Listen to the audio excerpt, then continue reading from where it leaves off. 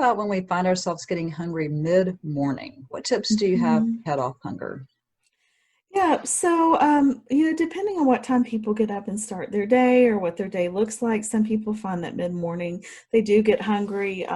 If you are just looking for something to kind of crush the hunger, you may go for something protein. And I'm a big fan of using heart-healthy nuts. So maybe it's Yes, pistachios or walnuts peanuts. You are can my use favorite. what's your favorite? Walnuts. Walnuts, yeah, yeah. And so walnuts, just I think it's 7 walnuts are going to give you your daily omega-3 needs that you need from a plant-based perspective, 7 whole walnuts. But I think nuts are a good option, and they do have calories, so you don't want to eat a whole can or bag of Right. them. Right. But it's Yeah, something, I was taught like whatever fits in the palm of your hand to not eat any more yeah, than that. that's going to be about probably around a quarter cup for most people. Yeah. Yes. But that's a good amount, and that's going to give you the heart healthy fats. It's going to Hmm. usually give you some protein, kind of satisfy you. You can get Hmm. them salted or unsalted, whatever your preferences or needs are. But soy nuts are another alternative. Have you ever had soy nuts before? The roasted soybeans? I don't think I have actually. I Yeah, think I tried like a package of something that was dried that were soy nuts and oh, it was okay. not good. Well, not So, good. Yeah. yeah. What they call soy nuts are actually roasted soybeans, and you can get them unsalted, lightly salted. I think they have honey roasted, but anyway, it's a crunchier, even crunchier type nut. And Okay. so for folks again that are going plant based, looking for more alternatives, that's another alternative. You usually will find them over kind of in the produce section for whatever Okay. reason, even though they're not fresh produce. But it's another When way the to get stores don't know soy. where to put something. They go in the produce section. That's about right sometimes, um, but anyway, for that morning hunger, or it could be something we were talking about, boiled eggs earlier. Those are easy to grab and pack and go Hmm. with you, or string cheese. It's low fat. Again, Hmm. got the protein. So if you're trying to avoid raising blood sugars, particularly for folks with diabetes, pre-diabetes, it may be Hmm. looking for that protein or heart healthy fat, to kind of Hmm. as a snack here, what we're talking about. Yeah. Yeah. What do you think about like apple slices? Because sometimes I'll use that for a snack. hmm that's a great option. And that kind of brings us back to the point of sticking close to nature. So, Hmm. apple slices, they're going to have the peel, and it's just a whole apple cut up versus, say, applesauce or apple Right. juice, which is much more processed, not nearly as satisfying, doesn't have that Right. fiber. And so, when we think about fruit, a portion about the size of a tennis ball is going Hmm. to be an average size good portion to eat. And that's kind of what I encourage people to think about. Think about a tennis ball, or compare your fist to a tennis ball so you can kind of Right. see, use your Yeah. hand to help you estimate portions. But um, apple slices can be a great snack. Some people will pair that with like almond butter or I peanut was just butter. Do I you, are you was thinking just that too? about to say that. I like Oh, to I dip stole mine. it. I stole it from you. Yeah, I love dipping apple slices in almond butter, especially the almond butter that's Mhm. natural with no added sugar. It's Yes. just almonds and salt, and that's it. Yeah. And what I like about it is that I used to, when I was a sweetaholic, I loved caramel apples. And hmm so this tricks my mind into thinking I'm eating a caramel apple, but it's actually healthy for me. So Yes. So I, that's I good. And assume that's why I like it so much. I don't know. well, and with the natural almond butter, peanut butter that are just the nuts that are ground. A trick that I've learned, how sometimes the oil will separate and rise to the top. Yes, If you put the lid on real tight and turn the jar upside down, I it have all heard that. goes to the bottom of the jar. So when you turn it right side back up to open it, you don't have that layer of oil you're trying to stir in. So, That is a little very tip good of the tip. day. Very good tip. So we often hear talk about good fats and bad fats to eat. Mhm. What does this mean and why is it important? Okay, so you do hear good fats and bad fats. And so what we're talking about here, the bad fats are what are known as solid fats. So we think about things like bacon grease or, shortening or Mhm. butter, and those type of fats. If you were to melt those and pour them down your kitchen sink, it would clog up the drain, right? And so likewise, when we pour those into our body or eat those, those are solid fats are the ones that can clog up our blood vessels. And Mhm. so the more healthy option, which is particularly what the Mediterranean eating style that we were talking about focuses on, are the Mhm. healthy fats, the plant-based fats, and so things that are liquid at room temperature.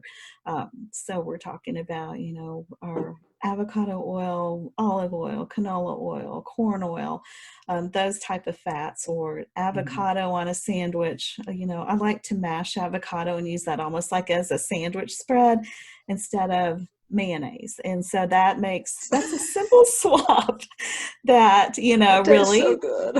I know it switches you from a less healthy fat to a heart healthy fat. And so when you hear good and bad fats, that's what we're talking about.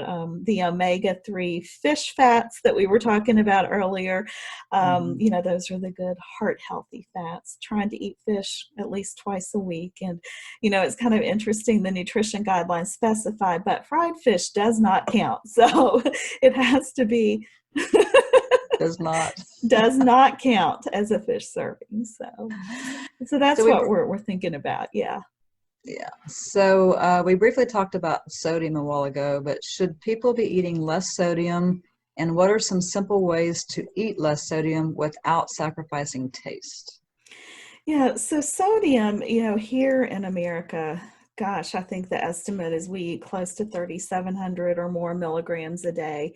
The recommendation, just to kind of put that in perspective, is 2,300 milligrams or less. So if you're Mm, looking at the label on foods, looking at mhm, sodium can be really eye-opening at times. And if you just kind of keep in mind 2,300 is my goal, 2,300 or less for the day, that'll help put things into perspective. As we think about the DASH eating style, it really focuses on that reducing sodium.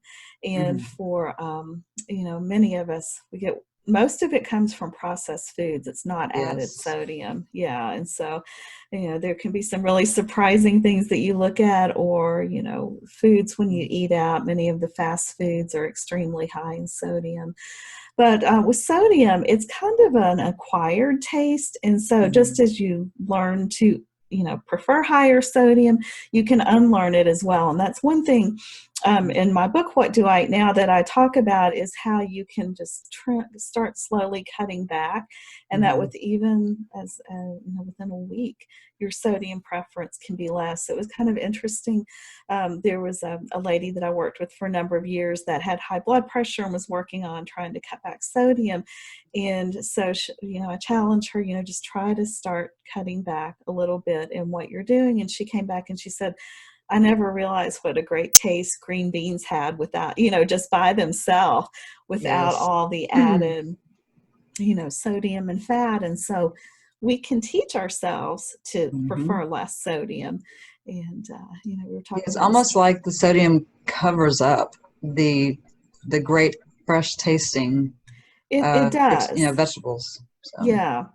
you can Um, actually taste the vegetable and afterward. it tastes different and sweeter and, Mm, better. And good. so I'm not saying people can't use any salt at all, but if Right. folks are trying to manage blood pressure, or, Hmm. trouble with fluid retention or whatever, that can really, really make a huge difference. And again, thinking about small swaps, maybe you start buying the no salt added canned vegetables if you buy those, in the winter or Mm, whenever, instead right. of the regular. Or if you end up with, canned corn, for instance, that's just the regular variety, you can rinse and drain it, and it removes about 40% of the sodium. Oh, okay.